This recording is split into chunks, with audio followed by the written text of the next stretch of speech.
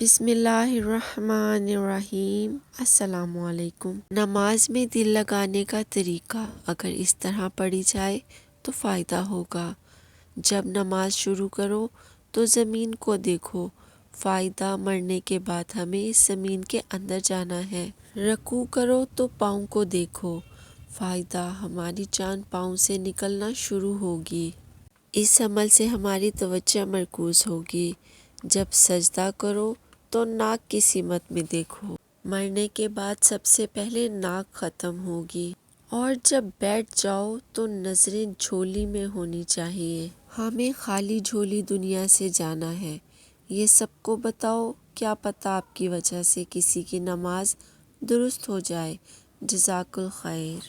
نماز پڑھتے اللہ کے حضور پیش ہونے سے اور اللہ کو سجدہ کرنے سے ہمارا اللہ سے رشتہ مضبوط ہوتا ہے۔ اللہ ہم سب کی نمازوں کو قبول فرمائے، آمین ثم آمین۔